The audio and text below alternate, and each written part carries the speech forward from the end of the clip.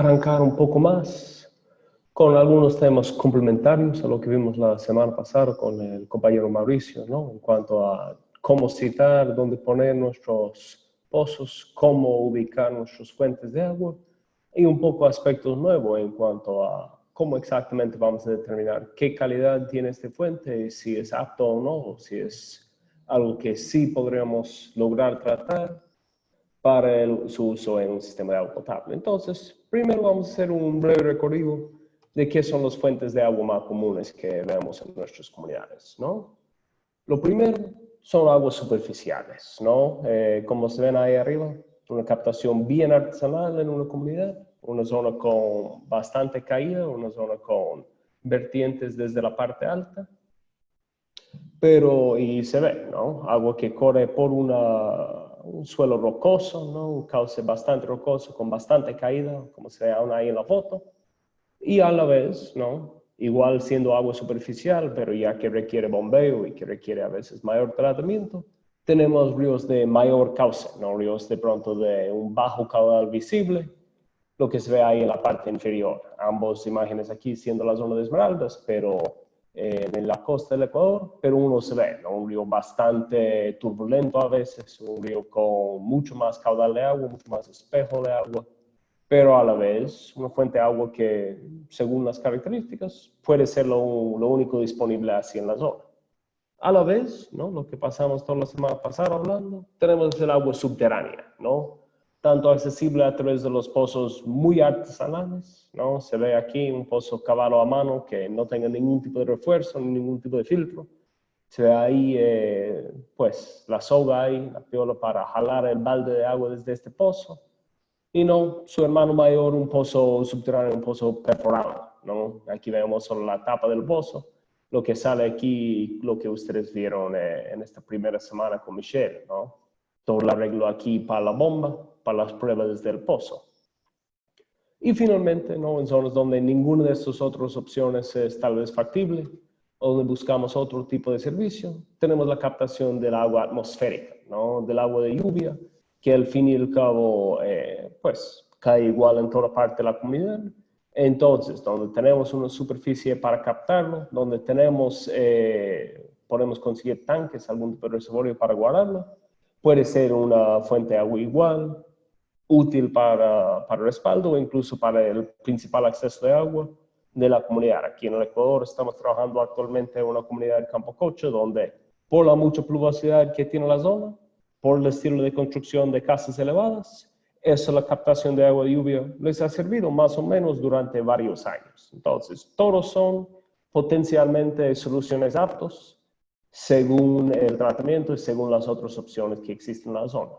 Entonces, aquí vamos a hacer, ¿no? Para conocernos un poco mejor, una pequeña encuesta preguntándoles, ¿no? ¿Cuáles son las fuentes de agua que más se ven en su zona? ¿No? Puede ser su zona donde viven, puede ser su zona de trabajo, ¿no? Idealmente buscamos la zona de trabajo, la zona donde están buscando aplicar todo este conocimiento que estamos obteniendo a través de esta serie de cursos, donde ya están trabajando. Entonces, Daniel, si se puede lanzar eso. Ahí estamos. Entonces, una sola pregunta aquí, compañeros. Intentemos contestarle rapidito aquí, un par de minutos nomás. Compañero que pregunta sobre manantiales o manantes por gravedad, eso pongamos ríos y quebradas por gravedad, compañero. Buena pregunta. Vale, démosle unos 30 segundos más. Tenemos todavía un par de personas que no han respondido.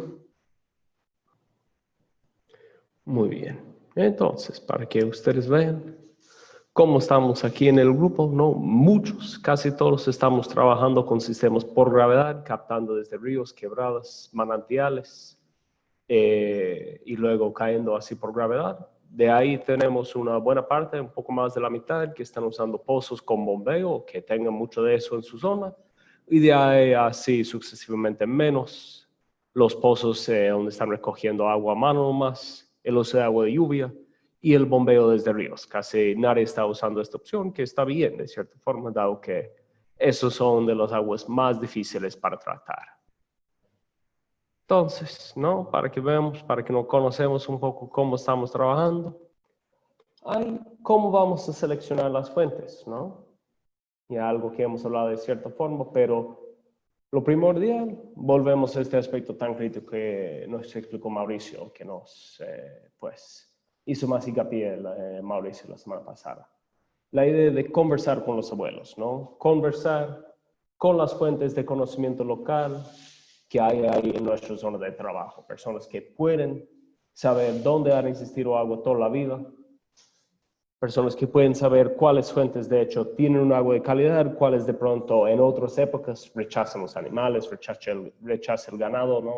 Recuérdense eso de que la calidad del agua puede cambiar a veces de forma drástica a lo largo del año según la temporada.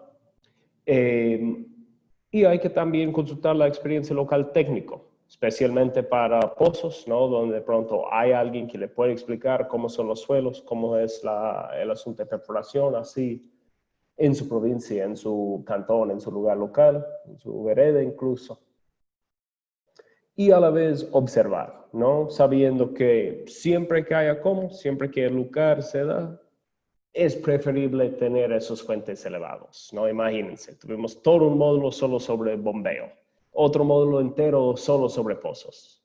No hemos tratado tanto la captación por gravedad porque es así tanto más sencillo, ¿no? La obra gris, vale, requiere un poco de conocimiento, pero siempre que sea posible, preferimos esas fuentes por gravedad, ¿no? Nos están quitando un elemento débil, un elemento bastante frágil y bastante crítico del sistema, que es la bomba. Entonces, siempre que sea posible en nuestra zona, aunque sea más costoso, aunque sea un poco más lejana, buscamos esas fuentes en lugares elevados. Y a veces no los hay, ¿no? De ahí hay que identificar cuáles son nuestras potenciales fuentes de contaminación, tanto los actuales como las futuras, ¿no? Y por eso igual, es este aspecto de conversación con la comunidad, ese aspecto de conocer qué hay aguas arriba de donde pensamos captar, ¿no? Si hay agricultura, especialmente agricultura intensiva, si hay ganadería, si hay minería, si hay botaderos o aguas servidas desde otras poblaciones. Y a la vez, ¿no? Cosas un poco más naturales, cosas que podemos controlar un poco más. Si hay zonas de inundación, que la gente sabe, si hay letrinas o otras fuentes locales de contaminación cercana, esas son cosas que queremos evitar en primer lugar y establecer cierta seguridad dentro de lo que sea posible de evitar este tipo de contaminación, este tipo de riesgo en el futuro. De ahí nos viene la pregunta no crítica, lo que pasamos hace un par de semanas viendo conmigo. ¿Cuánta agua tenemos disponible? El agua que tenemos disponible, de hecho, de esta fuente, nos va a aguantar la población que tenemos. Una parte sí, es la consistencia que tiene a lo largo del año, pero otro es el caudal que tiene en su momento más seco. Entonces, intentando hacer estos análisis siempre en la parte del año más seca, queremos en los pozos ver la prueba de rendimiento, ¿no? Eso que hablamos el día viernes, eso que le vamos a compartir ya la hoja de cálculo antes de la clase del miércoles. Y lo otro es cómo hacer esta prueba en aguas superficiales, ¿no? Cómo saber qué caudal tenemos disponible de una fuente superficial. Entonces, ahí hay, ¿no? Si ustedes tienen ya descargado la presentación, aquí donde dice aguas superficiales, es un vínculo así a un documento del FAO, bastante útil, ¿no? Bastante sencillo, que ya mostraremos sobre cómo medir el caudal que tenemos en un cuerpo de agua superficial, pero básicamente, ¿no? Tenemos tres opciones. Si es una fuente bastante pequeña, ¿no? Podemos solo hacer un embudo o hacer un pequeño embalse temporal usando sacos de arena, usando tierra, poniendo un tubo y así concentrando todo el flujo que tiene nuestra fuente y midiendo con un balde y un cronómetro, ¿no? Un reloj, un celular, lo que sea. Ya para cantidades de agua un poco mayores, donde eso ya no sería tan práctico, podemos estimar el caudal que tiene una fuente de agua, ¿no? Midiendo así su área, ¿no? Su corte transversal y midiendo su velocidad usando algo que flota en el agua. Y ya finalmente para sistemas mayores, donde ya tenemos río más grande, a la vez tenemos que hacer un tipo de represa con un azur o un entallado y así medir la profundidad, ¿no? Eso ya para fuentes mayores de pronto a 50 litros por segundo, ¿no? Ahí estamos hablando ya de fuentes relativamente grandes, ¿no? Canales de riego de pronto, perdón. Otros lugares donde, de hecho, estos otros dos formas de probar no nos van a dar resultados confiables. No, ya vamos a ver un poco más en detalle este aspecto aquí. Entonces, tengo paciencia un momento mientras que cambiamos. Entonces, aquí está este documento del FAO, ¿no? Que detalla paso por paso todas sus diferentes formas de medir, ¿no? Está en PDF ya en la carpeta compartida. Igual está el hipervínculo en la presentación y lo recomiendo, ¿no? Es algo con varios métodos según la fuente disponible o la fuente que estamos midiendo. Y a la vez son cosas muy prácticas, ¿no? Cosas que cualquiera se puede ejecutar en campo con muy pocos equipos, ¿no? Menos tal vez de este aspecto, donde tenemos que construir para fuentes grandes una presa con una entalladura en V. No, eso ya es para algo mucho más grande, pero a la vez es muy necesario, ¿no? Muchos lugares que obligan a uno a pedir así un caudal que se va a captar, ¿no? Tener permiso de la cantidad de agua que uno va a captar. A la vez hay que reportar cuánto es el caudal natural. Entonces, para fuentes mayores ya puede ser necesario este tipo de medición para tener un dato realístico, ¿no? Para tener un dato exacto ahí de cuánta agua estamos captando. Entonces, les recomiendo revisar este documento. Si tienen preguntas así detalladas sobre esas formas de medición, haznos saber de pronto al fin de clase el día de hoy o el miércoles o viernes podemos conversar esos cálculos en mayor detalle. ¿No? Generalmente estamos trabajando con fuentes pequeños y lo que vamos a usar es esta medición más exacta y más sencilla. Simplemente vamos a hacer una represa, vamos a ir llevando un balde, ¿no? Idealmente vamos con una botella que sabemos que es exactamente 1 litro y de hecho botella por botella llenamos el balde para saber su capacidad exacta, ¿no? Muchos se ve un balde de estos de pintura, se ve una pompa y dices 20 litros más o menos. Pero sabemos, ¿no? Esos pueden ser tan pequeños como 19 y tan grandes como 23 a veces. Entonces, medimos bien, medimos al ras, porque es diferencia, ¿no? Decir que 23, lo mismo que 20, puede resultar en una fuente que pensamos que tiene más capacidad de lo que de hecho tiene. Entonces, hagamos así el esfuerzo, llevamos la botella de 1 litro, llenamos litro por litro el balde grande hasta saber su capacidad exacta. Y de ahí es tan sencillo como llenar el balde con el cronómetro y ver cuántos segundos se va ahí. Se toma unas pocas mediciones, se toma el promedio de estos y ahí tenemos nuestro caudal disponible, ¿no? Entonces, ahí, ¿no? Una vez que tenemos ya medido este caudal disponible, ¿no? Que sea de superficie, que sea de un pozo, ahí lo que queremos hacer es un análisis completo de la calidad del agua, idealmente, ¿no? Como hablamos ahí con Mauricio, antes de que hemos hecho toda la inversión ahí en el sistema, ¿no? Es un poco más difícil para el pozo. Al fin y al cabo, hay que perforar el pozo antes de hacer este tipo de análisis. A veces incluso hay que poner parte de refuerzo, ¿no? Si lo vemos así, si lo estamos viendo así, ¿no? Que hemos cavado ya, pero antes de haber puesto de pronto el relleno de gravía, antes de pronto haber puesto ya el enchaquetado, ¿no? El tubo ahí, podemos sacar ya la muestra de agua y hacer el análisis para que por lo menos, si el agua resulta de mala calidad, si resulta con cosas que no son así fáciles de resolver, de pronto nos sale más barato intentar otro pozo a una distancia y ver si tenemos mejor suerte antes de haber hecho la inversión en toda la tubería para el pozo, en toda la gravía, en todo el tiempo para lavar bien el pozo, todo este aspecto. Y caso que nuestra primera visita a la comunidad, nuestra oportunidad para hacer estas primeras mediciones, tanto de calidad como del caudal, no se hizo en la época más seca del año, debemos volver a realizar estas mediciones, ¿no? De hecho, la calidad del agua queremos estar monitoreando bueno, ocasionalmente a lo largo de algunos años para ver si hay alguna evolución. Pero el caudal sí, el caudal es bien crítico antes de haber hecho la construcción, de medir bien este caudal en la época seca o de volver a hacer esta medición y asegurar que el diseño que hicimos con la otra medición todavía es válido, ¿no? Al momento que ya tenemos este dato un poco más exacto de qué es el mínimo que es capaz de brindar nuestro sistema. Entonces, ahí tenemos una pregunta breve en cuanto a las mediciones. No, generalmente para medir el caudal sacamos 3 medidas, es decir, si estamos midiendo con el balde, con el cronómetro, medimos 3 veces y sacamos el promedio. Y si una de estas mediciones es muy distinto a los otros 2, asumimos que hay un error ahí, botamos este valor desigual y volvemos a hacer una cuarta medición. Incluimos eso más bien en los cálculos.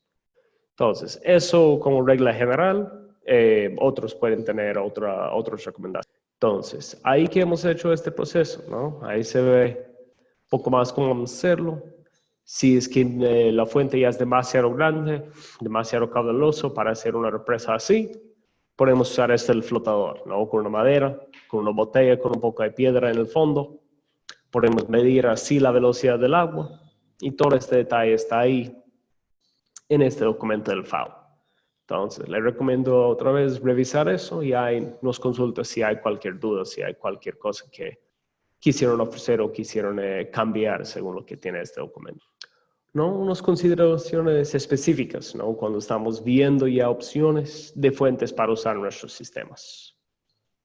¿No? Con los aguas superficiales, los contaminantes químicos, ¿no? Los que vienen del agrointensivo, los que vienen de actividad industrial, los que vienen de actividad minera, suelen ser no solo difíciles de analizar, ¿no? Es decir, cómo sabemos cuál fertilizante están o cuál agroquímico, agrotóxico están aplicando. Entonces, saber para cuál debemos estar probando, analizando puede ser a veces difícil y estos tipos de análisis suelen ser más costosos y más difíciles de encontrar en laboratorios que los más básicos. Entonces, vuelvo, repito, siempre que sea posible, queremos buscar fuentes libres de eso o queremos ir aguas arriba de donde están ocurriendo estas fuentes de contaminación.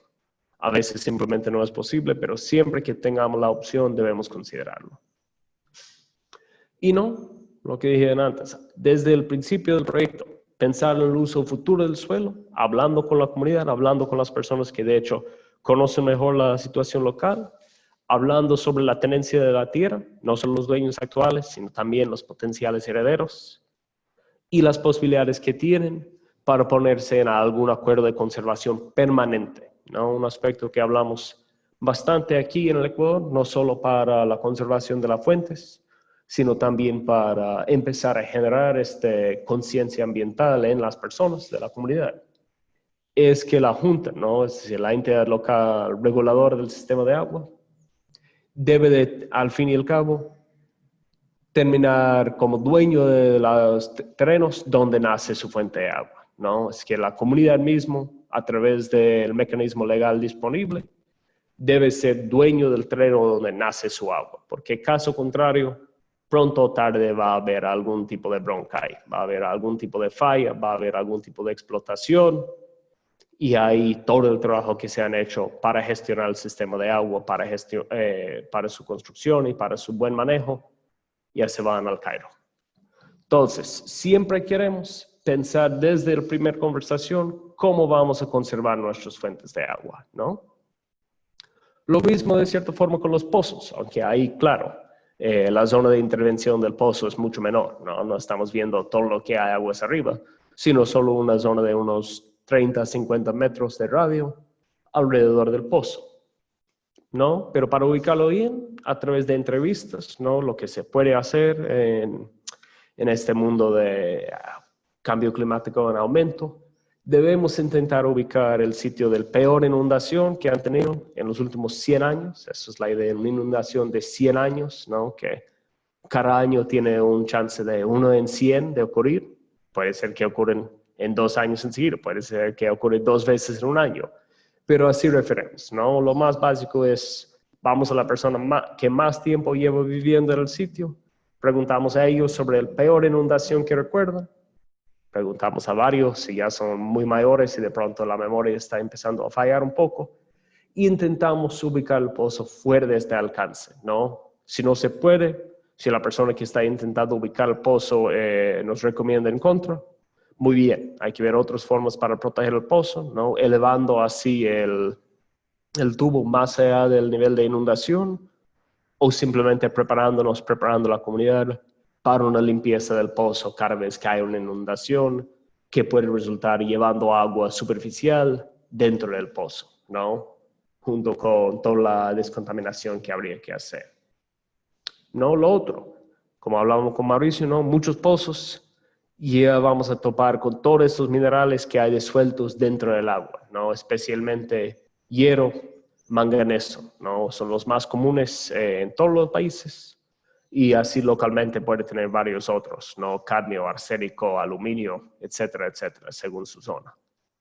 Y si hay posibilidad, ¿no? Si hay buen conocimiento de la perforación de pozos en su zona, ir conociendo, ir hablando con expertos locales, intentar buscar ya capas del suelo donde se puede llegar con un pozo, tal vez con múltiples pozos someros, sin topar con las capas de subsuelo que más van a generar así estos minerales dentro del agua. ¿No? La idea mismo, que desde un principio intentamos a través de la observación y la conversación determinar fuentes que menos problemas nos van a dar al momento de tener que tratar este agua. ¿No? En el caso de la lluvia, que al fin y al cabo no va a tener tanta variación de pronto dentro de una comunidad, ¿no? No vamos a tener microclimas tal vez tan fuertemente marcados dentro de lo que es solo el alcance de una comunidad, pero sí debemos asegurar que tiene la oportunidad mínima de contaminarse, ¿no? Es decir, ahí sí volvemos a esta idea de los tanques australianos o de tener así reservorios abiertos hechos con geomembrana, no hecho con tipo piscina, porque al fin y al cabo ahí estamos tomando ya una fuente limpia de agua y proveniéndole de mucha oportunidad para contaminarse y para evaporarse, ¿no? Entonces, ahí tenemos que en todo lo posible tener reservorios sellados y tener una limpieza regular tanto del reservorio como de la superficie donde estamos recolectando el agua, de los techos, normalmente. Y volvemos a este otro aspecto de la semana pasada, ¿no? Las consideraciones culturales. Lo que usted como técnico del sistema va a pensar que, no, eso es la fuente más prometedora, eso es lo que más nos van a valer para este proyecto, puede no ser lo que la comunidad ve como la mejor opción.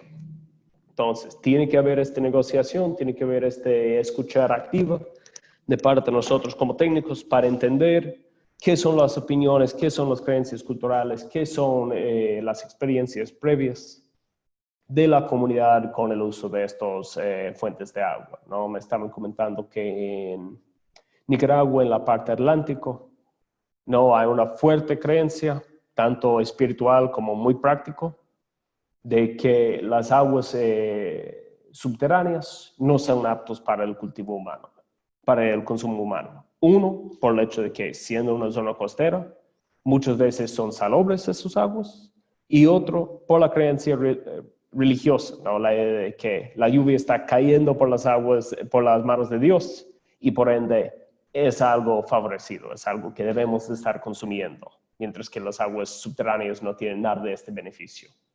Entonces, siempre hay que escuchar esas opiniones y estar dispuesto de pronto cambiar el plan original, porque al fin y al cabo puede funcionar bastante bien el sistema de aguas subterráneas ahí en la costa de Nicaragua, pero si nadie quiere tomar este agua, es lo mismo que no haber hecho nada. Entonces, ahí sí, para estar seguros que el sistema va a ser sostenible en el futuro, siempre tenemos que tener en mente también este aspecto cultural, este aspecto que puede ser basado tanto en creencias no respaldadas así por experiencia práctica, como por experiencias súper prácticas. Entonces, siempre hay que tener esta escuchar activa ahí al momento de estar pensando en un proyecto. ¿No? Aquí vemos un poco las ventajas y desventajas que ya hemos hablado. Con las aguas superficiales, ¿no? Obviamente fácil de identificar, ¿no? Nadie, lo que dijo Mauricio, ¿no? La tierra no es transparente, pero las aguas superficiales sí, ojalá. Entonces, fáciles de identificar, muchas veces tienen la mayor caudal de agua disponible, ¿no? Y podemos saberlo muy fácilmente. pero son los más contaminados. Entonces, requiere un tratamiento extensivo, requiere filtración, además de tratamiento para quitar así los bichos, y pueden ser muy variables según la temporada, ¿no? La del agua subterránea, tanto manantiales como pozos, no suelen ser más estables, suelen ser muy bien protegidos, ¿no? Suelen ser sanitarios, como mencionó Mauricio. Son mucho más fáciles de proteger, ¿no? Solo tiene que proteger este radio de 30 a 50 metros alrededor del pozo, ¿no? En vez de todo lo que hay aguas arriba de nuestra captación en un agua superficial. Se puede cambiar un poco su ubicación según el consejo del técnico. Y con manantiales a veces, o con pozos así artesanales, puede tener algo que de hecho está cayendo por gravedad a nuestra comunidad.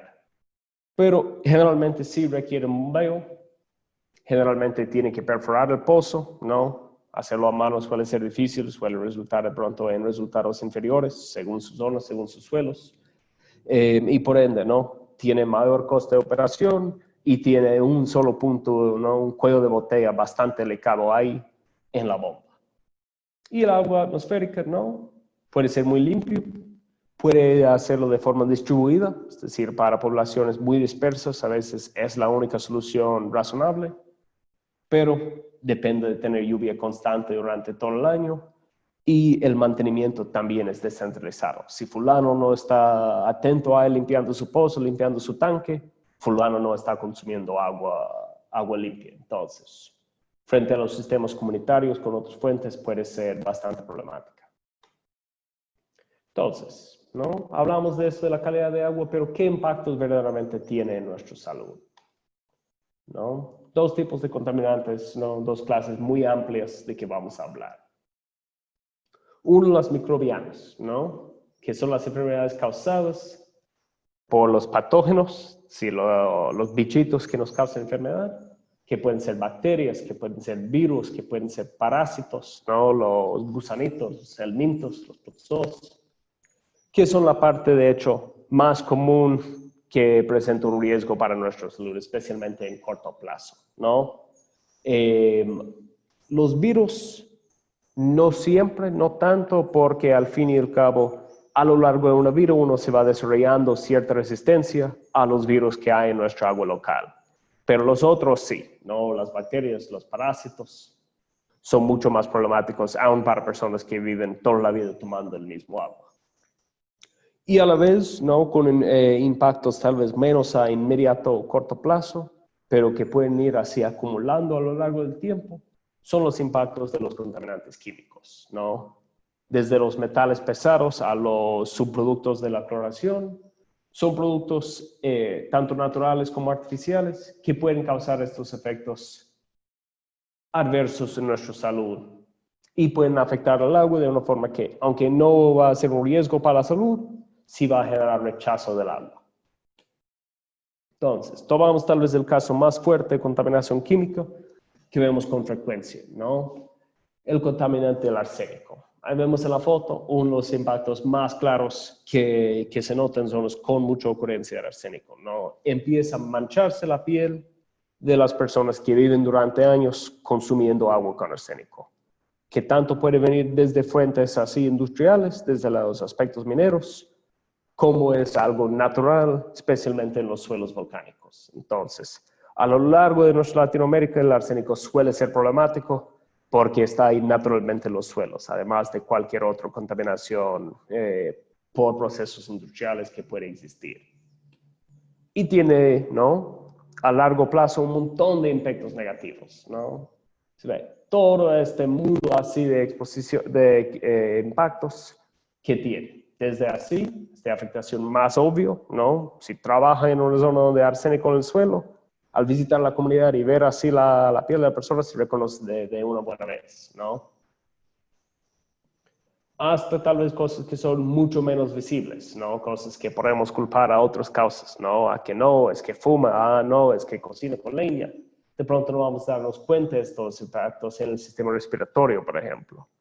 Pero de hecho están ahí, están vinculados a través de ciencia bastante firme a lo que es la exposición al arsénico a largo plazo. Entonces, de los contaminantes más problemáticas, porque no se siente, no necesariamente se saborea, pero sí está causando daño. Entonces, ahí sí tenemos que tener mucho cuidado con eso en las zonas donde sabemos que es algo que ocurre con frecuencia. ¿No? Pero mucho más común. Casi todos los sistemas del mundo van a tener esta contaminación microbiana. Entonces, aquí vemos datos del Ministerio de Salud de Bolivia, ¿no? Viendo qué parte de los niños menores a 5 años han tenido enfermedades diarreicas agudas. No es que tuvo así un caso pasajero y ya, sino que tuvo algo en que tuvo que visitar de pronto al subcentro. No tuvo que visitar hacia alguna atención médica. Entonces, vemos aquí tanta variación que hay a nivel nacional entre un año relativamente bueno, ¿no? Menos de 20%, hasta un año bastante mal, ¿no? 6% al nivel nacional, imagínense cuántos niños hay en toda Bolivia, eso representa un aumento significativo. A la vez se ve mucha diferencia tal vez entre provincias. Entonces, hay la idea de que no es algo pasajero, no es algo que no solo nos afecta un poco. No, de pronto nosotros nos damos cuenta, no, sí, yo tuve una semana mala, mi hijo tuvo una semana mala, sentí mal, pero ya, se pasó. Pero se ve, ¿no? Está pasando constantemente a lo largo de la población. Entonces, cuando vemos cifras así, nos empezamos a darnos cuenta a que eso es un problema mayor, ¿no? ¿Y por qué es un problema mayor? Porque al tener casos repetidos de enfermedades diarreicas en los niños, estamos causando toda una serie de impactos más tarde en la vida. Y no es aislado, ¿no? Es decir, si el niño tiene diarrea, pero está rodeado de un sistema perfecto en otros aspectos, excelente. Pero se ve aquí en esta imagen, ¿no? Cómo el agua y el saneamiento está vinculado con la alimentación, está vinculado con la atención de salud. Y vienen desde otros lados, ¿no? La educación, la sociedad, la economía. Pero imagínense, si tenemos agua que nos está haciendo daño y una falta de tratamiento en el sistema de salud y alimentos que no nos ayudan a crecer, ¿qué va a pasar? ¿No? Este retraso del desarrollo nos causa fuertes impactos en la sociedad, ¿no? Repetidos casos de enfermedades diarreicas así durante la niñez causan un menor rendimiento escolar, causan así una menor capacidad de aprendizaje, y no solo es porque están faltando días a clases, ¿no? De hecho, está impactando el desarrollo del cerebro, ¿no? Es decir, estamos perdiendo nuestro cuerpo tanto fuerza ahí, peleando contra estas enfermedades, que no logramos desarrollarnos plenamente. Entonces, todos estos factores sociales, ¿no? De los cuales muchos trabajamos estos aspectos también en conjunto con lo que trabajamos del agua, pero al fin y al cabo, aún teniendo un sistema perfecto, si nuestra agua sigue causando estas enfermedades diarreicas, vamos a llegar a estos mismos impactos, ¿no? Muertes más tempranos y vidas peores de lo que hubieran sido con un buen acceso al agua. Entonces, pensando, ¿no? Eso es de los aspectos más críticos, ¿no? De los impactos más importantes que estamos intentando lograr con el acceso a agua potable. Pero siempre sale la pregunta, ¿no? ¿Cómo vamos a medir eso? ¿Cómo vamos a determinarlo? Porque no es perfecto, ¿no? Nunca podemos decidir, no, es que con el agua se va a resolver todo. Vemos, son sistemas complejos y por ende es la interacción de muchos factores lo que nos puede llevar o no a estos resultados positivos o negativos. Entonces, aquí tenemos, ¿no? Un pequeño marco, algunos indicadores sugeridos de lo que se puede usar para monitorear o para saber. De hecho, está teniendo el impacto que esperamos, mejora de los servicios de agua, de los servicios de saneamiento en nuestras comunidades, ¿no? Entonces, los objetivos, mejor salud y más equidad, ¿no? La idea de que al fin y al cabo, si estamos jalando agua en nuestra comunidad, si no hay cómo accederlo, las mujeres casi siempre son quienes están a cargo de hacer el agua. Entonces, al momento que facilitamos eso, estamos quitando una tarea más de lo que es la sobrecarga de trabajo que tienen las mujeres, especialmente en comunidades rurales. Entonces, ¿qué podemos medir ahí? ¿No? hacer encuestas en la comunidad, si estamos trabajando a un nivel suficientemente amplio que podemos ver impactos en los récords, en las muestras que llevan así los subcentros de salud, tanto mejor, ¿no? Porque hay una fuente fijo, hay alguien que está tomando datos de forma regular, pero tiene algunos supuestos, ¿no? Imaginamos que la gente solo está consumiendo agua tratada. Son muchas las comunidades, como ustedes saben, en zonas lluviosas, bien, tienen agua limpia en su casa, pero toda la familia va a la finca durante el día y no van a ir llevando todo el agua durante el día, ¿no? Tienen costumbre de tomar de los vertientes que tienen de pronto en la finca y ahí tenemos una nueva posible fuente de contaminación, ¿no? De enfermedad. Entonces, siempre hay esos supuestos, ¿no? Por eso es tan importante no solo que sea buena infraestructura, sino lograr esta concientización, de lograr de pronto estos cambios de práctica en las personas, en las comunidades donde vamos a estar ejecutando este tipo de servicio. Y queremos ver los resultados, ¿no? Es decir, de pronto la gente tiene un sistema que funciona, pero hay cortes 2 veces a la semana. Y cuando hay cortes, usa un pozo calado a mano o usa agua de lluvia que no tengo guardado de una forma segura. Entonces, queremos ver la calidad del agua así. Queremos ver que hay un buen consumo, que represente que de hecho sí la familia está respondiendo todas sus necesidades con este agua. Y queremos asegurar que tenemos un flujo, un servicio continuo, ¿no? Tenemos un servicio que no está cayendo a cada rato. Cosa que estamos trabajando en Empowerment. Sería muy interesante saber con los que han trabajado en otros sistemas si tienen una forma de monitorear el tiempo de servicio del sistema, ¿no? Si tienen una forma de garantizar que no están sufriendo cortes del servicio. Que nosotros estamos trabajando algunas herramientas electrónicas, pero como digo, están todavía en etapa de desarrollo. Bueno, otra forma de saberlo, ¿no? Podemos ver una calidad de agua una vez al año, una vez cada 2 años, pero no la comunidad se ha esforzado para limpiar todo justo antes de tomar la muestra. Y no, lo que queremos es un registro constante de que sí están haciendo esta limpieza preventiva, ¿no? Sí están haciendo la desinfección que vimos hace semana y pico, que sí están practicando bien las prácticas de higiene, el lavado de manos que ahora está de moda con el COVID. Y al fin y al cabo, que el sistema es sostenible, que tiene un buen manejo también, no solo técnico, sino también financiero, y que no va a llegar así algún desastre ahí y no van a tener ningún recurso para responderlo desde la comunidad.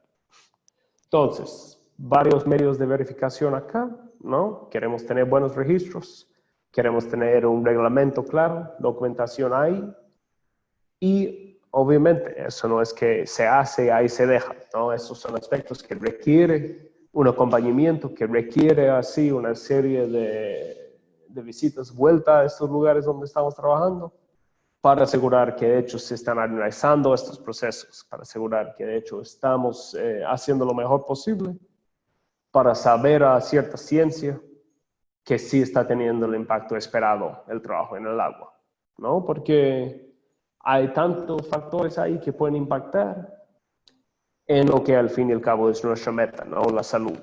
Entonces, hay que asegurar que tenemos pues las cosas explicadas claramente, que no vamos a pensar que el agua es una solución mágica ahí, pero sí hay que tener ciertos indicadores que nos permiten saber con algún tipo de certitud si o no estamos viendo el impacto que esperamos. Y caso que no, entender un poco el por qué no y qué podrían implementar adicional para intentar que ya tener el acceso a agua limpia tiene todos los resultados positivos que estamos esperando.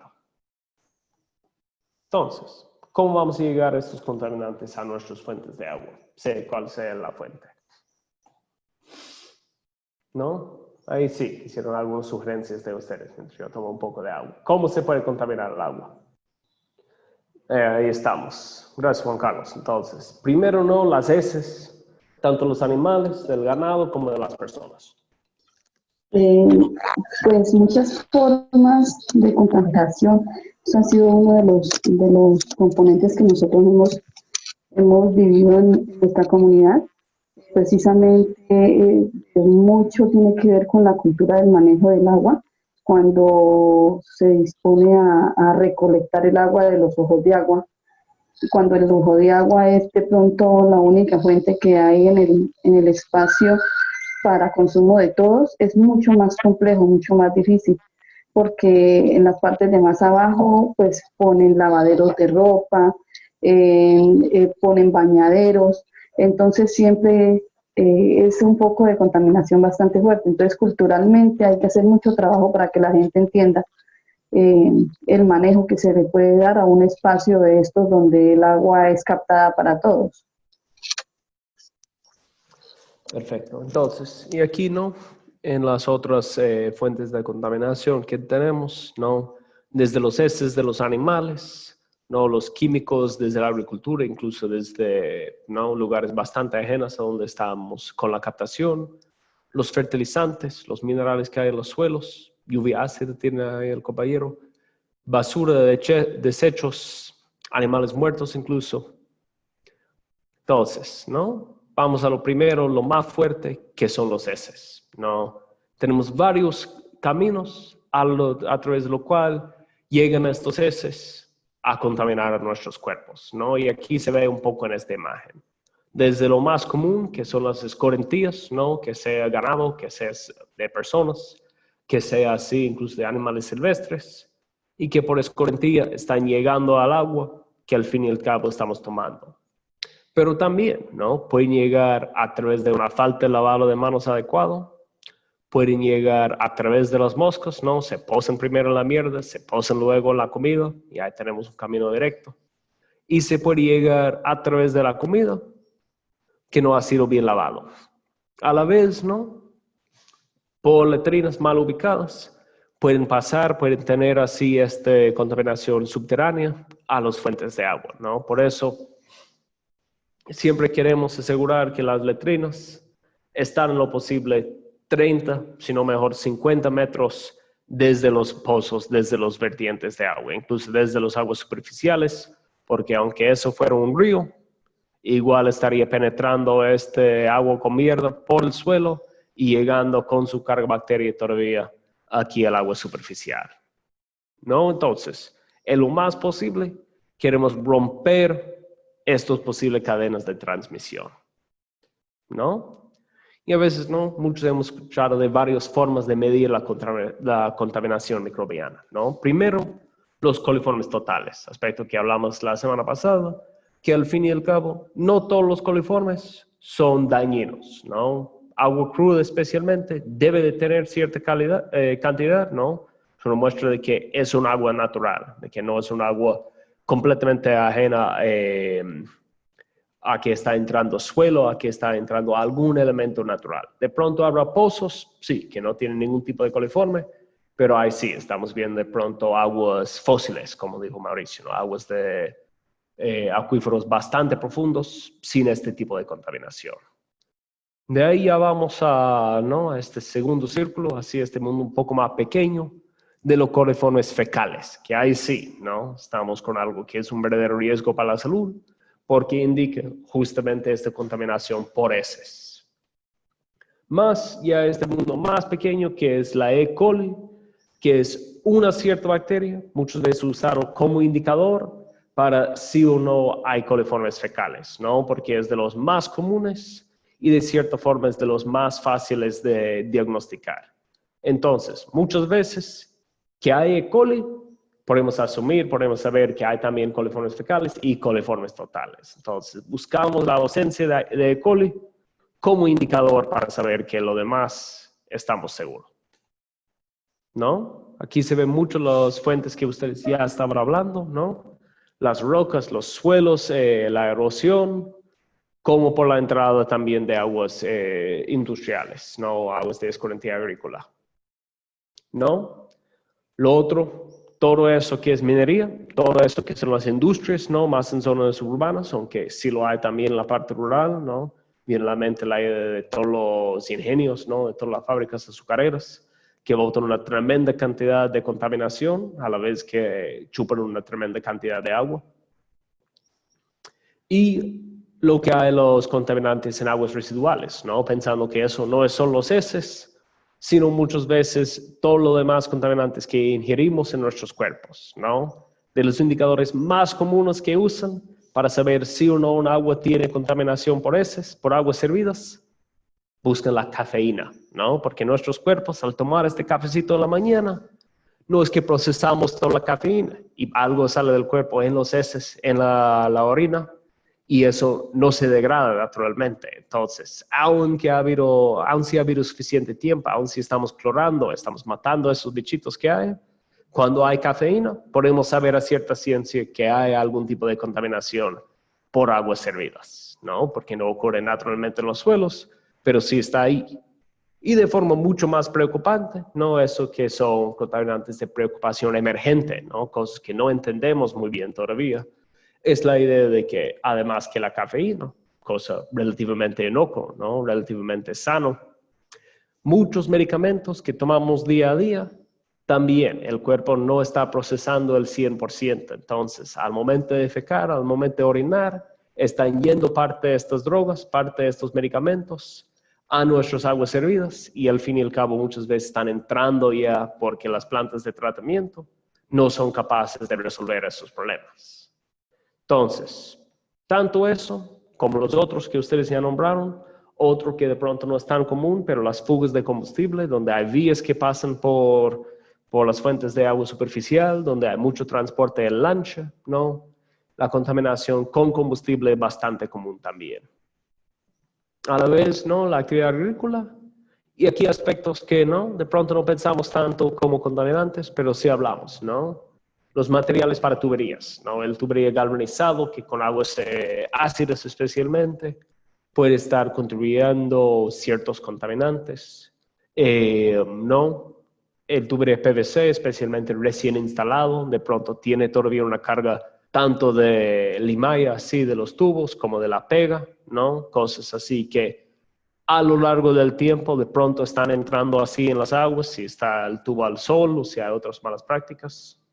Y a la vez los químicos que usamos para el tratamiento del agua en algunos casos y que no están eliminados 100%, ¿no? Los coagulantes, los subproductos de la clorinación, si estamos usando algún tipo de larvicida, así cuando tenemos piscinas muy grandes en sistemas municipales. Todo eso son contaminantes que al fin y al cabo pueden existir en nuestra agua, ¿no? Pero al fin y al cabo, habiendo un mundo de químicos de que podemos preocuparnos, muchos de ustedes saben, la mayoría, tal vez todos los países de donde estamos participando, tienen una sola norma nacional de calidad de agua, ¿no? Y son cientos de indicadores muchas veces, ¿no? Son cosas que son difíciles aún para las ciudades más grandes, lograr así un análisis regular de todos esos contaminantes. Entonces, peor para los sistemas pequeños, ¿no? Eso al fin y al cabo es una gran brecha que existe en muchas de las normativas nacionales y algo que, bueno, sé que hubo cierto intento de desarrollar algo distinto, ¿no? Un sistema un poco más dirigido a los pequeños sistemas en Colombia, pero no sé si eso ha prosperado. Y sería muy interesante si alguien sabe de otro país donde están desarrollando ya una normativa un poco más dirigida hacia los pequeños sistemas. Pero como consejo de Green Empowerment, ¿no? Lo que hemos decidido que como mínimo podemos estar ahí preocupándonos porque de hecho hay cierta solución, son esos contaminantes que se ve aquí, ¿no? Fluoruro, nitrito y nitrato, ¿no? Lo que se ve en fertilizantes muchas veces, arsénico, lo que mencionamos ya, cadmio, ¿no? Cosas que ocurren naturalmente en los suelos, plomo también, otro metal pesado. Y luego esos dos comunes, ¿no? El manganeso y el hierro, que hay muchas veces en las aguas subterráneas, ¿no? Ejemplos que químicos que sí pueden causar daños a la salud, que sí pueden causar rechazo al agua por mal aspecto, y por ende son aspectos que debemos preocuparnos, debemos de estar haciendo análisis, porque al fin y al cabo sí son disponibles los análisis para esos químicos. Entonces, ahí sí otra pequeña encuesta para ustedes, ¿no? Sobre cómo están midiendo y si es que están midiendo la calidad de agua en sus proyectos. Entonces, vamos a tener aquí otra breve encuesta. Démosle un par de minutos aquí, tal vez 3, para ver, ¿no? Ya que eso es un poco más complicado. En la segunda pregunta, ¿no? La segunda opción, las pruebas de laboratorio portátil, un equipo de muestreo especializado. Eso sí, ¿no? Es un lector de así de un fotómetro, ¿no? Para leer bien así, para leer hasta, ¿no? 2 decimales de pronto lo que es el resultado, mientras que estas pruebas sencillas en campo, esas pruebas de tiras, son los típicos, ¿no? Las pruebas de pH o los otros parecidos, donde al fin y al cabo estamos metiendo una tira con un reactivo ahí en el agua y luego comparando su color. Pregunta, Freddy, que la segunda solo permite una respuesta. Creo que sí, entonces ahí debe ser la forma que usan como su forma más exigente, ¿no? O lo que es el mayor grado de prueba que realizan.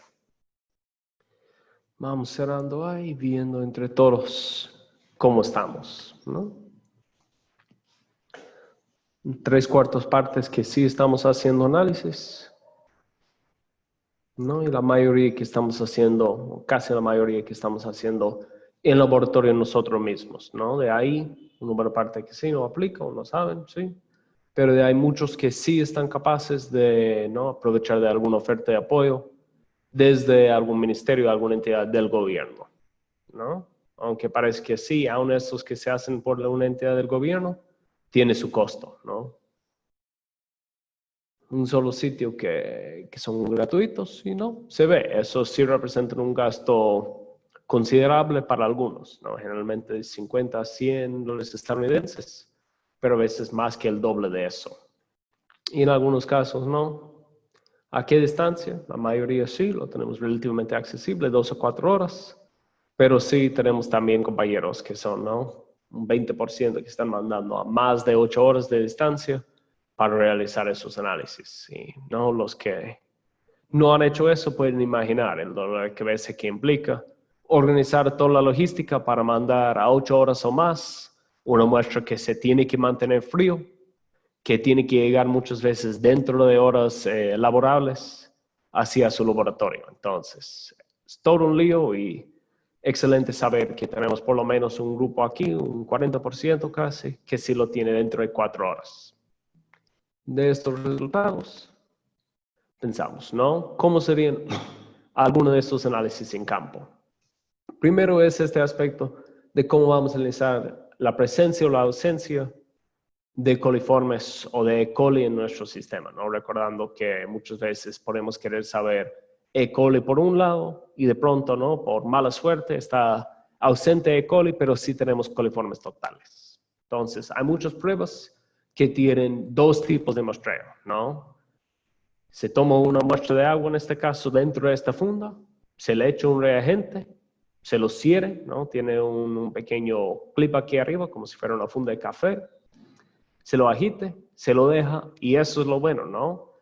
Las pruebas anteriormente tuvieron muchos que mantenerse dentro de un incubador, que es toda una lata para tener en campo. Pero ahora muchos fabricantes de pruebas, ¿no? Aquí es uno de Agua Hanks, pero hay muchos fabricantes, ofrecen unos que, por lo menos en el clima de los trópicos, podemos dejar al clima nomás durante 48 horas, a veces un poco más, y luego nos van a mostrar resultados.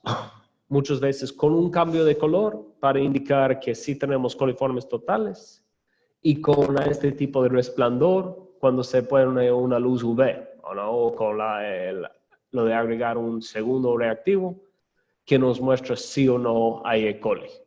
¿No? Lo bueno de eso, uno, la facilidad de que uno no tiene que estar incubándolo, ¿no? Uno no tiene que tener eso, ¿no? Muchos que requieren casi 40 grados de temperatura, en otros climas uno tiene que tener ahí dentro de la ropa interior, lo que sea, para mantener esta temperatura. Ahora tenemos esta gran ventaja de mantener eso al clima nomás. No importa que son 28, que son 26, se lo dejo un poco más y ahí tenemos el mismo resultado.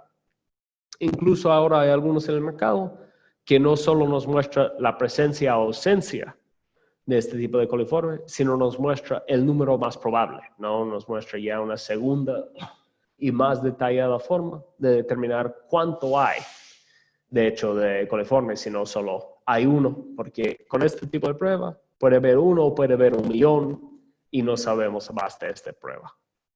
Y como todos, ¿no? Hemos de estar incubando bacterias dentro de este agua. Entonces, queremos disponer de eso de una forma segura, echándole cloro, echándole un poco de cloro líquido en pastilla, después para desactivar a toda la bacteria que hay criado dentro de esta muestra. Otro, ¿no? Lo que hablamos, estas pruebas sencillas de campo, estas pruebas de tiras, ¿no? Este tira aquí va a venir con mucho de estos almohadillas blancas normalmente. Lo metemos en el agua, ¿no? Tienen instrucciones varias. Algunos tienen que mantener dentro del agua unos pocos segundos. Otros tienen que sacar inmediatamente.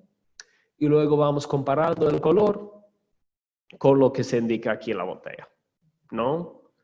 Funciona muy bien. Puede ver cómo se ve. Muchas pruebas en una sola tira. Pero muchas veces no son todas las pruebas que nosotros necesitamos, ¿no? Otras veces no tienen la sensibilidad que necesitamos para asegurar que el hecho está seguro, ¿no? Es decir, solo nos muestra plomo, no hay. Pero el límite de detección muchas veces es mayor a lo que es el límite legal. Entonces, aunque eso nos dice no hay plomo, de hecho tenemos que llevar eso vuelta a hacer el laboratorio para saber a cierta ciencia. Y lo otro depende mucho del ojo de la persona que está haciendo la lectura, ¿no? Se puede decir, este color parece más aquí a 6 o a 6.5. Y para algunos contaminantes eso sí, importa. Lo otro ¿no? Vienen muchas veces en botellas de 100, de 120 y tienen su límite así de tiempo válido muy corto. Entonces, usar todas las tiras mientras que están todavía dentro de su vida útil es algo de suma importancia, porque si pierde su validez de este tipo de test, pasarlo hacia la fecha de vencimiento. A la vez, ¿no? Lo que estuvo ahí en la encuesta, esta idea de laboratorios portátiles, ¿no? Desde lo más sencillo, muchas veces se ve para cloro, para pH, en donde tenemos un reagente, tenemos de pronto así una rueda de colores o otro así aspecto, que es mucho como eso de, pues, como es de los tiros, ¿no? Estamos comparando colores, pero aquí de hecho tenemos un reagente líquido y estamos probando uno por uno diferentes indicadores, en vez de tener todos ahí en una sola tira. Y un nivel así aún más avanzado es aquí este tipo de laboratorio portátil, ¿no? Un fotómetro. Es decir, funciona bajo la misma lógica que básicamente echar el reagente y ver el cambio de color. Pero para no confiar en nuestro ojo así falluco, tiene ahí adentro muchas veces 3 o 4 LED y están mandando rayos de luz y leyendo cuánto de eso está reflejado. Entonces son mucho más sensibles, son capaces en muchos casos de analizar niveles cerca a lo que son o pasar lo que son los límites legales que nos ponen así la normativa nacional de nuestros países respectivos. No hay para todas las pruebas del mundo, ¿no? Especialmente para metales pesados, suelen ser más complicados, este tipo de lectura no funciona, pero para muchas de las pruebas básicas sí existen y es relativamente fácil de hacer. Entonces, tenemos ahí básicamente 3 diferentes o 4 diferentes niveles de prueba, ¿no? Poniendo aquí debajo las pruebas de campo, las pruebas hechas así al ojo, a la boca, ¿no? Que uno sí puede saborizar que hay hierro, que puede saborizar que hay otros metales, ¿no? Tienen su textura ahí en el agua y las personas con mucho conocimiento sí son capaces de sentir así estos contaminantes en el agua, pero no son resultados en que podemos no mostrar a la comunidad o peor mostrar a las entidades reguladoras y decir, no, este agua es seguro o no para consumir. Entonces, desde lo más sencillo, las pruebas de campo, ¿no? Se puede tener todo este cajita de tiras, muy barato, rápido para tomar y que se puede indicar muy rápidamente a la comunidad, ¿no? Todos leemos los colores de la misma forma, pero son subjetivos. Es difícil a veces documentarlo, ¿no? Se deja este tira así después de un día se va a haber perdido alguno de sus colores, ¿no? Tienen que estar siempre tomando fotos y son menos confiables, ¿no? Sus lecturas no son perfectas. Y al nivel siguiente ¿no? de exactitud, estos laboratorios portátiles, ¿no? Eso que cuesta aproximando unos $1,000, $1,500 según el país, según los reagentes que son disponibles, pero que sí nos permite, ¿no? Algo que es un poco más, que es más confiable. Sí es más difícil tomar las muestras, ¿no? Como se ven los compañeros, necesita guantes, necesita bastante cuidado aquí para operar eso y tener resultados confiables.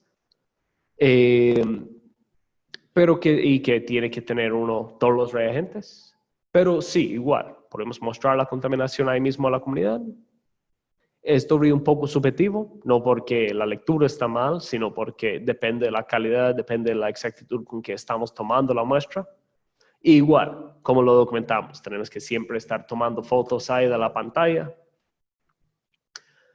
Entonces, finalmente tenemos los de laboratorio, los más confiables. Tenemos ya un informe oficial, legítimo, que podemos entregar a veces, pero logísticamente muy difícil, especialmente para zonas aisladas. Son los más costosos y estamos dependiendo mucho de que el laboratorio es fiable, ¿no? Nos pueden entregar así un papel con todos los sellos del mundo, pero de hecho, si ninguna entidad de control del gobierno está asegurando la calidad de este laboratorio, puede también haber fallas ahí. Entonces, confiar bien en el laboratorio es un aspecto bastante importante también de confiar en los resultados que nos están dando. ¿No? Veamos aquí todos estos contaminantes que mencionamos. Ciertas formas de mitigación, ¿no? Las membranas a veces son costosas, son difíciles de implementar a nivel de comunidad. Entonces, siempre queremos, en lo posible, optar por eso que es la protección de la fuente, ¿no? Y vemos de dónde suelen venir estas causas, ¿no? Todo esto, los parámetros de calidad, está ya en la carpeta compartida, en un documento que desarrollamos hace unos años en Green Environment, que vamos a compartir aquí en un momento. Aquí, el manual de calidad de agua potable, ¿no? Entonces, tenemos aquí un documento relativamente intenso, ¿no? Que tiene toda esta información, a la vez que tiene formas de tratamiento, formas de protección de las fuentes, esta lista esencial, ¿no? Que estamos hablando ahorita, y a la vez una lista un poco más ¿no? de alcance mayor, pero a la vez más difícil de lograr, que está aquí abajo en el apéndice 4, si no me equivoco. Entonces, todos estos ¿no? que son nuestras aspiraciones, que en algún momento vamos a tener buenos laboratorios, vamos a tener el presupuesto disponible para también estar realizando todo eso, ¿no? Incluyendo el boro, que según la zona donde ustedes están trabajando, puede ser algo completamente necesario de monitorear desde un principio, ¿no? Aspecto que mencionó Mauricio, que eso es bastante común en la zona de los llanos. Nosotros no hemos topado mucho con eso en otros países, pero no es decir que eso es el caso generalizado, ¿no?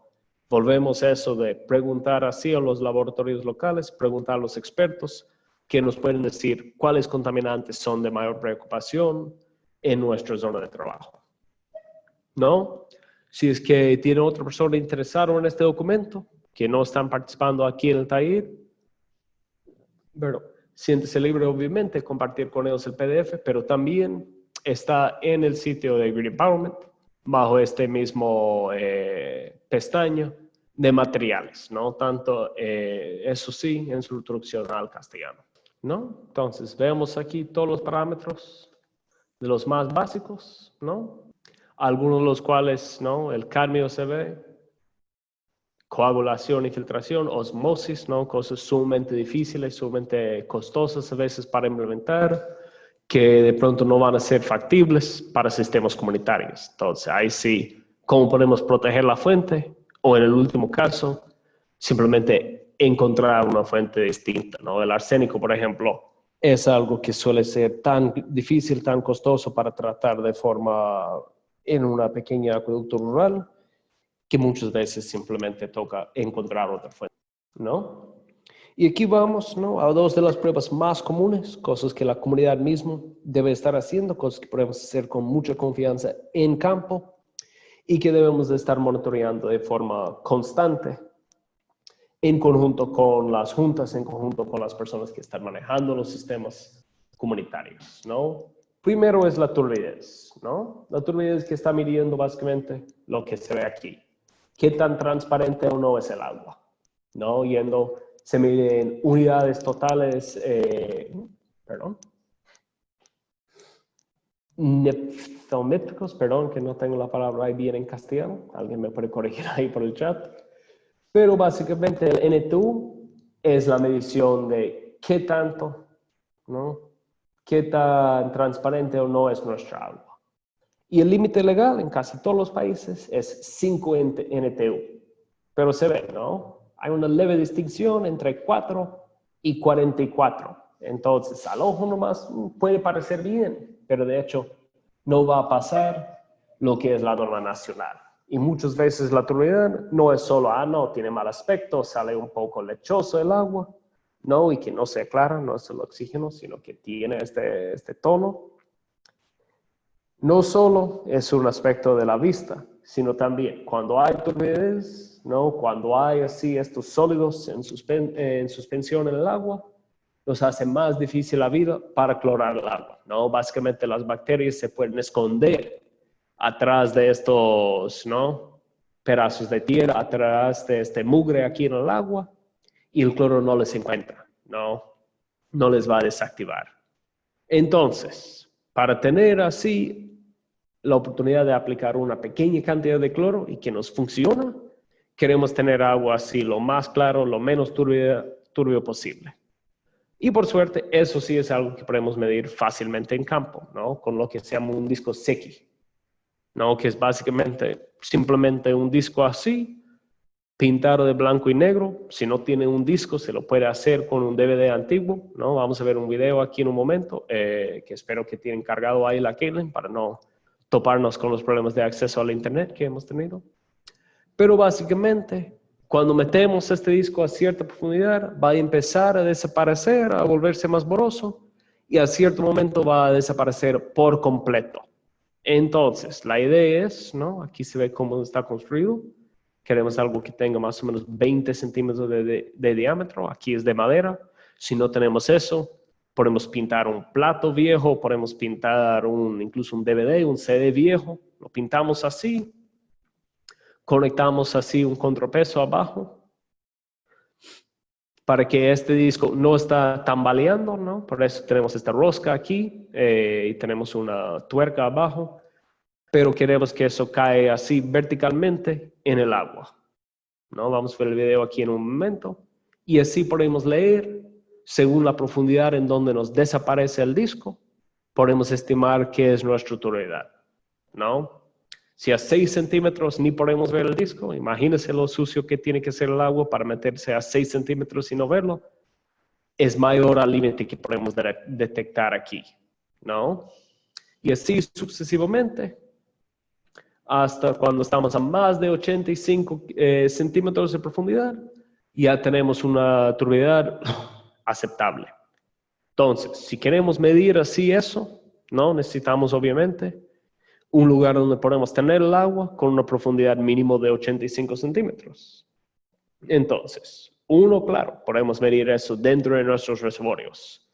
Pero lo otro es, si queremos medir esta agua así en la fuente, ¿no? El agua cruda, tenemos que llevar un tacho de basura profunda o un tubo de mayor diámetro, ¿no? Un tubo de 8 o 12 pulgadas de diámetro con un tapón en la parte inferior, otro contenedor más que 85 centímetros de alto, y ahí llenar eso lo posible con la muestra de agua, especialmente si tenemos una fuente poco profundo.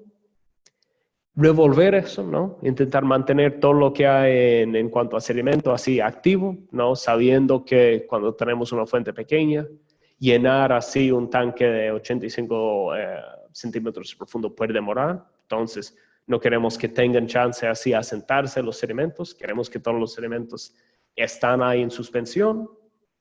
Y ahí vamos a tomar la lectura y ver en qué profundidad nos va a desaparecer el disco Secchi.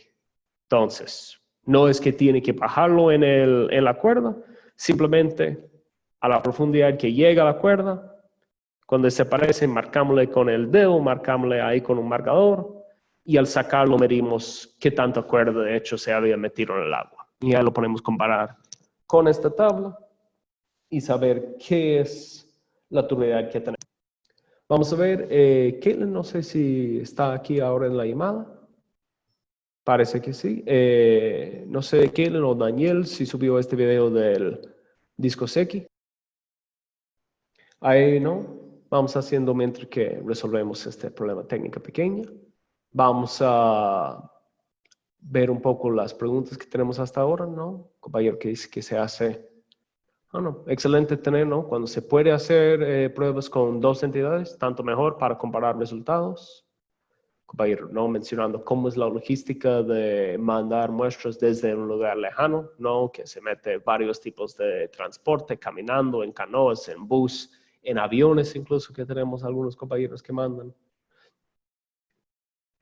Y aquí tenemos un compañero que está recomendando el análisis anual una vez que está culminado el proyecto. Y de ahí diario semanal con el cloro. Excelente, ¿no? Porque eso es la otra prueba que vamos a ver, que es básicamente en los sistemas que tenemos cloración, que sí es nuestra recomendación general, si tiene aceptación por la comunidad, es de medir ahí el cloro residual que tiene en el sistema, ¿no? Nosotros sí lo que recomendamos, obviamente, tener este análisis completo de agua antes de empezar de construir un sistema, ¿no? Antes de aprobar el uso de una fuente. Y de ahí, una vez, ¿no? Por inaugurar el sistema, ya por ponerse a funcionar, analizando ya el agua, dónde sale de un punto de uso.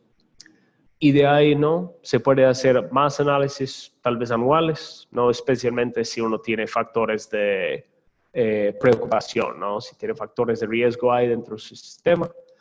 Dice así el compañero que por uno, a ver, que se hace así anualmente este análisis, otros que lo hacen con mayor frecuencia o menor frecuencia, alguien que está haciendo cada 2 años, poco por poco en lo que es el chat ahí, ¿no? Si otros compañeros tienen otras prácticas de con qué frecuencia, están ahí haciendo el análisis de agua, ¿no? Vamos a ver si encontramos este video del disco aquí, ¿no? Muchas veces cuando tenemos un informe oficial de contaminación química, ¿no? O de resultados totales, nos van a dar así, ¿no?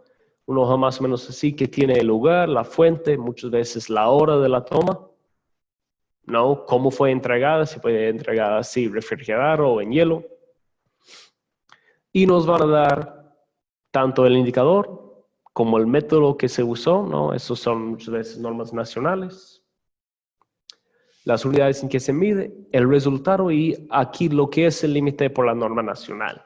No todos los resultados nos van a dar eso, no en todos los países, pero aquí tenemos el excelente ejemplo de los compañeros en Bolivia, donde el informe mismo les indica cuáles indicadores están fuera del rango que pide la norma nacional. Entonces, veamos que el agua es más turbia de lo permitido, ¿no? Pero a 33, ¿no? Menos que eso. De pronto ni se va a dar mucha cuenta al momento que eso sale de la llave, que de hecho este agua es más turbia de lo que debe de ser.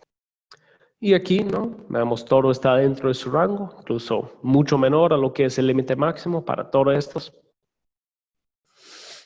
Pero cuando llegamos aquí, ¿no? Lo que hemos conversado mucho ahí con Mauricio, la idea de que estos metales, muy comunes en suelos especialmente amazónicos, están extremadamente alto, ¿no? Estamos aquí 15 veces lo que es el límite para hierro y más de 7 veces para manganeso.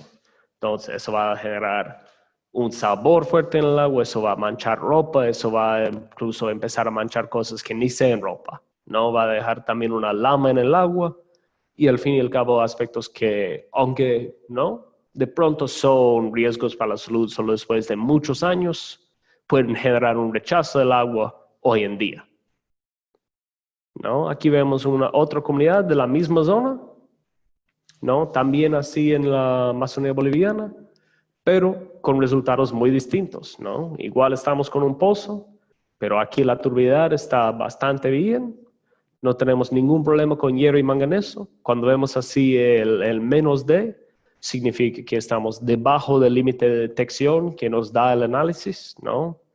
No sabemos cuánto estamos, pero estamos menos del límite inferior. Y el único problema que tenemos es un agua levemente fuera del rango necesario para pH, ¿no? Podríamos intentar aerar eso un poco o podríamos simplemente aceptar que, ok, tenemos algo un poquito fuera del rango, pero si no está generando rechazo por sabor, no nos va a causar mayores problemas en cuanto a la operación del sistema. Entonces, siempre tener esos resultados, compararles tal vez con resultados que se han tomado en otra época, ¿no? Viendo que esos ambos vienen así del mes de septiembre, ¿no? Pero de pronto regresar. Septiembre hay, no sé si será temporada seca o temporada lluviosa en Bolivia, pero regresar a la otra temporada siendo la Amazonía siempre llueve, y ver si han cambiado así esos indicadores, ¿no? Regresar a más de un año, ¿no? Regresar, qué sé yo, en febrero del año que viene, o febrero de 2021, y ver si esos indicadores siguen parecidos o si han cambiado drásticamente, ¿no? Entonces, aquí tenemos un par de preguntas. Primero, vamos con una encuesta ahí, si quiere lanzarlo, Daniel. ¿Cuáles son los químicos de esos que ustedes suelen encontrar en su zona? Si pueden primero, yo ya estoy listo para poder enseñar el video. Ok. ¿Prefieren hacerlo antes o después del poll?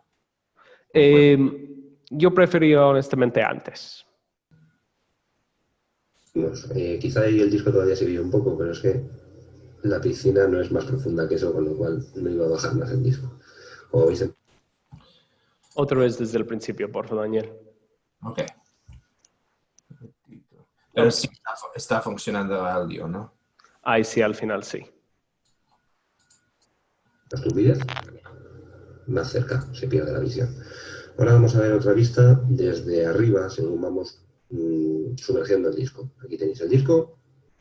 Bueno, vamos a hacer el mismo procedimiento. Apretamos un poquito para que el disco se hunda, dejamos caer y como vais viendo el disco va bajando, va cayendo cuerda poco a poco, y el disco se va haciendo cada vez menos visible. Cuando consideramos que ya no se ve el disco más, marcamos con la mano la profundidad a la altura del agua, por supuesto, así, y subimos. Quizá ahí el disco todavía se vio un poco, pero es que la piscina no es más profunda que eso, con lo cual no iba a bajar más el disco. Como veis, hemos demostrado que esto funciona. Ahí tenemos la marca. Entonces, así se ve, ¿no? Con el disco X. Queremos tener siempre los 85 centímetros por lo menos para llegar al máximo, ¿no? De lo que de hecho se puede determinar. No para determinar que sea menos de 5 NTU, si es que tenemos disponible algún contenedor con esta profundidad, ¿no?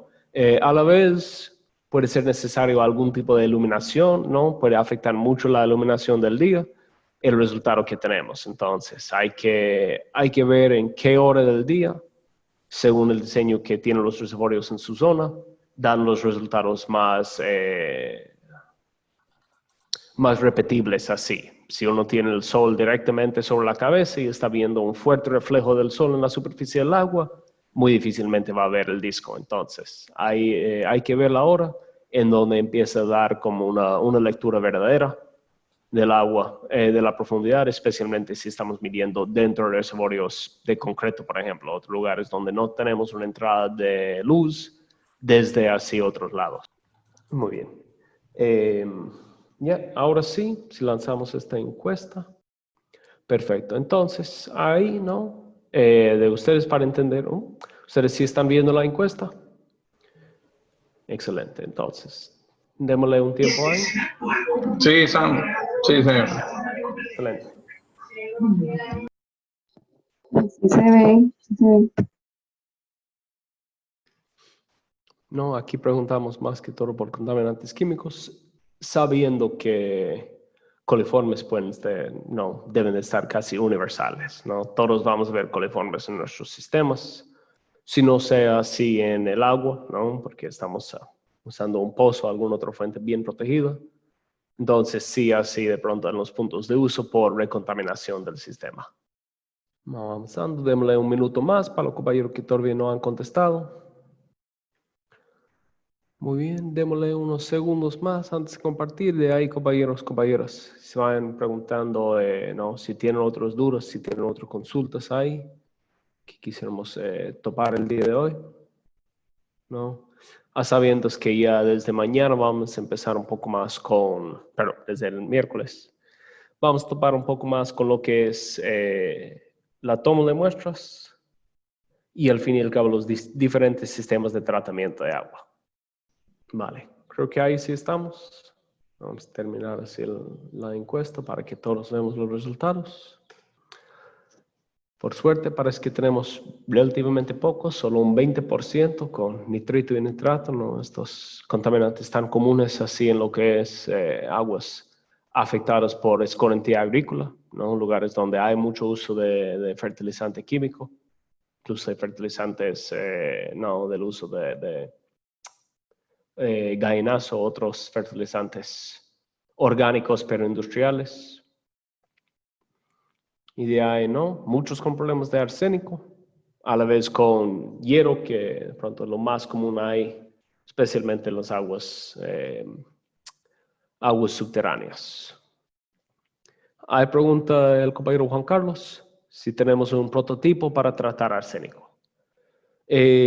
Nosotros no, de lo que yo sé, ni hemos intentado implementar un prototipo. Yo he visto la propuesta de usar filtros de arena lento con capas de básicamente clavos oxidados, con la idea de que con el óxido de hierro se logra atrapar, se logra básicamente aislar parte del arsénico. Pero no he visto de pronto resultados que muestren que eso sea, es decir, una solución total, ¿no? Que se baja el arsénico, bueno, pero ahí dejamos con dos partes. Uno, si estamos de hecho bajando todo lo necesario. Dos, cada cuánto tenemos que recargar este óxido de hierro. Y tres, ¿qué vamos a hacer con el arsénico concentrado que hay así pegado al óxido de hierro una vez que termine su vida útil? Entonces, no sé, ¿alguna otra persona tiene así alguna experiencia con eso? O se ha visto así algún otro prototipo o piloto de cómo sacar el arsénico de sistemas pequeños rurales? Sam, como mencionas, ese tipo de filtro de arena lento con clavos oxidados, sí lo he visto de parte de la Universidad de Ingeniería en Nicaragua, utilizándolo a nivel como domiciliar en comunidades donde el nivel de arsénico estaba realmente alto, como 5 veces la norma nacional. Pero como mencionaste, un problema grave es lograr bajarlo, pero ¿hasta qué punto? Si cae realmente adentro del rango aceptable. Y para sistemas que son un poquito leves, la concentración superior a la recomendación es bastante difícil. También ese tipo de tratamiento se requiere el tener un nivel de hierro alto también. Entonces hay que ver el tema de arsénico es bastante complicado. Compañero, lo de precipitarlo con cloro, al igual que se hace con el hierro a veces, ¿no? Otra tendencia, otra técnica adicional, los torres de aeración. Eso sí, yo no he visto así una experiencia en campo, pero sería interesante conocer más estos usos para bajas concentraciones. Otro compañero tiene la consulta sobre hierro, ¿no? Un tema que hablamos un poco la semana pasada. Lo más típico, especialmente para sistemas más grandes y que se ve mucho, son los torres de oxidación, ¿no? Cuántas bandejas, qué tan alto o ancho como sea necesario para el caudal que tenemos. Y la idea es básicamente hacer lo más menudo posible el flujo de agua, ¿no? Dividirlo en gotas y que eso está rozando el aire y rozando la superficie de filtración todo lo posible para dejar así el hierro depositado. Ahora, para acelerar este proceso, se puede clorarlo de antemano, ¿no? Es decir, el cloro básicamente hace oxidar, hace más fácil salir de solución al hierro. Entonces, clorando de antemano, luego se puede pasarlo por una cámara de material donde se va a quedar adherido este hierro, lo mismo que funciona para manganeso.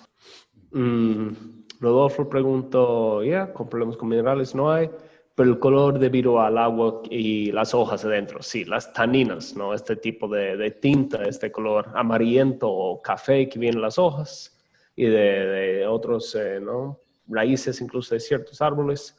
Puede ser difícil quitar, en muchos casos eso requiere filtros de arena lento para bajar un poco esta coloración, ¿no? No sé si hay compañeros que tienen otras sugerencias o que tienen otras técnicas para cambiar o para bajar el color natural de las aguas. Bueno, ¿otras consultas, otras preguntas hay? Ya. Excelente, sí, ¿no? Las aguas, cuando tenemos piedra caliza, claro, hacer cámaras de eso que a la vez pueden funcionar incluso como una cámara, como una superficie, para absorber así el paso al paso del hierro o el manganeso. Si simultáneamente con agua ácida tenemos esos problemas también.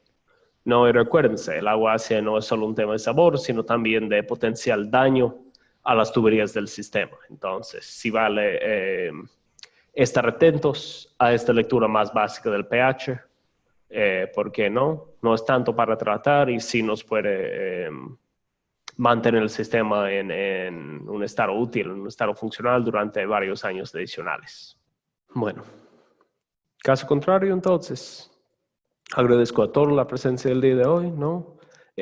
Otra vez, ¿no? Les recomiendo, vayan revisando los que están interesados este documento del FAO sobre medida de caudales, este documento, ¿no? De nuestras normas o nuestras recomendaciones de análisis de agua, que están ya ambos en la carpeta, si quieren ver un poco más eso de la construcción de los discos SECI. Y no, debe venir preparado con cualquier consulta, cualquier pregunta que pueden tener para nuestras clases el día miércoles. Ahí tenemos, tenemos otra pregunta y seguramente, no, me van a criticar aquí Daniel, necesitamos de todos igual que vayan tecleando sus nombres aquí antes de salir de clase, ¿no? Para tomarnos la lista de asistencia. Gracias por el auditorio que necesitamos asistencia. Gracias por todos por... Ahí arriba el compañero recomienda lo del carbón activado para retener arsénico. Para otros materiales yo sí he escuchado, arsénico no, pero de pronto que sí, ¿no? Sería interesante.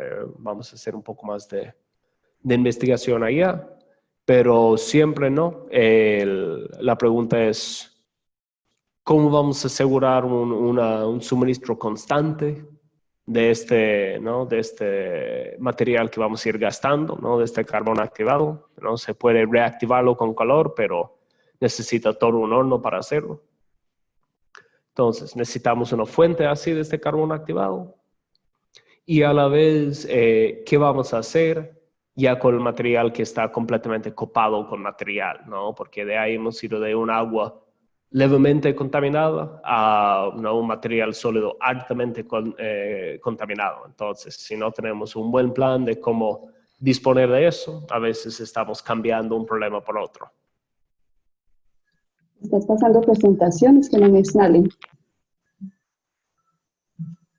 ¿Perdón? No estamos presentando nada. Ah, ok. Tenemos otra consulta aquí, Oscar, que es para eliminar los residuos químicos de producciones agrícolas, ¿no?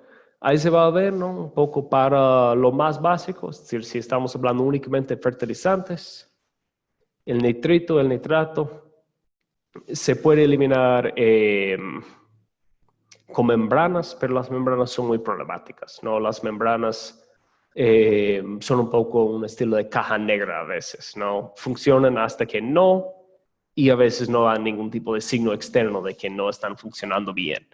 Entonces, ahí no es tan grave como el arsénico en cuanto a tener que escoger otra fuente, pero sí eso puede ser al fin y al cabo lo más recomendable, es simplemente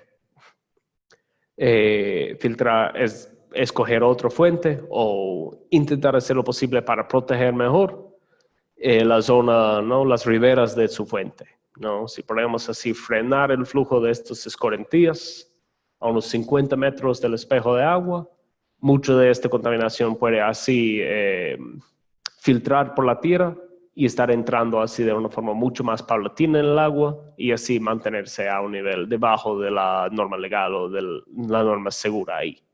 Bueno, lo que se imagina que es segura. Otros contaminantes agrícolas, ahí sí, me callaste. Entonces, ahí sí sería muy interesante conocer de otros compañeros, más allá de membranas o osmosis inversas, que son al fin y al cabo muy funcionales, pero a la vez costosas y difíciles de mantener a veces. No, sería muy interesante saber si alguien más tiene experiencia en eso, en quitar otro tipo de contaminante agrícola ahí de sus fuentes de agua. Ahí tenemos un par de consultas que exactamente, ya desde mañana, compañeros, vamos a empezar a hablar de otros estilos de tratamiento, de todos los estilos de tratamiento, incluyendo la cloración y sus alternativas. Entonces, eso ya desde el miércoles. tanto para Carlos como para Juan Carlos. Sam, habla Freddy Alfaro de FEDICAN.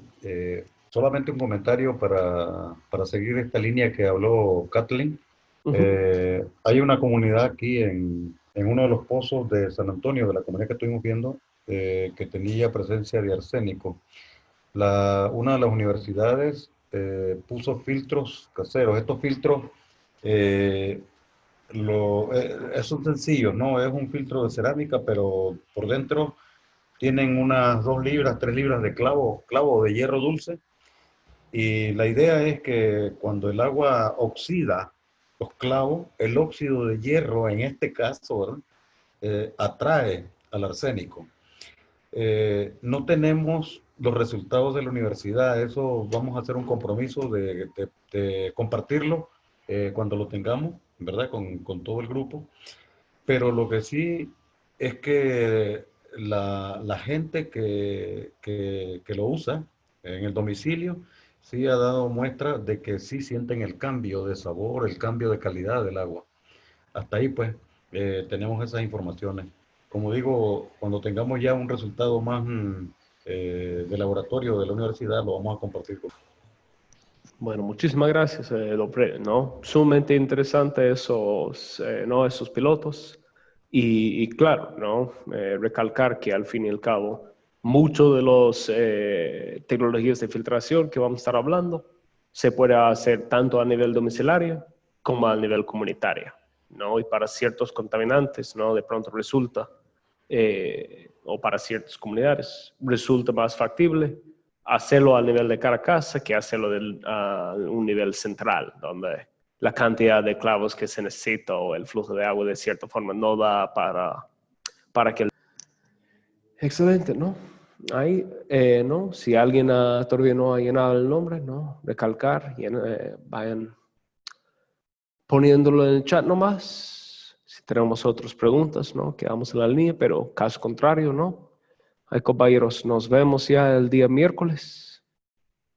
A esta misma hora, esperando que todos se encuentren bien, esperando que todos vayan avanzando lo mejor posible en cuanto a sus faenas cotidianas. Muchas gracias, Samuel. Muy interesante. Importante de pronto con el compañero ahí que habla de lo de los clavos dulces. Interesante tener esa información. Es bien importante porque ahorita con este auge de la minería, también acá en el Cauca tenemos problemas graves de arsénico y mercurio también en las aguas. Entonces es bueno ir teniendo en cuenta todos estos contaminantes. Gracias, Samuel. No, absolutamente. Al igual, ¿no? En Esmeraldas, la parte costera de Ecuador, en el norte, tenemos esos mismos problemas de minería. Entonces ya el mercurio es de forma tremenda, ya volviendo una preocupación para las aguas superficiales. Entonces ahí, ¿no? Me comprometo a hacer un poco de investigación y vemos si tenemos algún otro dato para investigar ahí desde el miércoles sobre eso.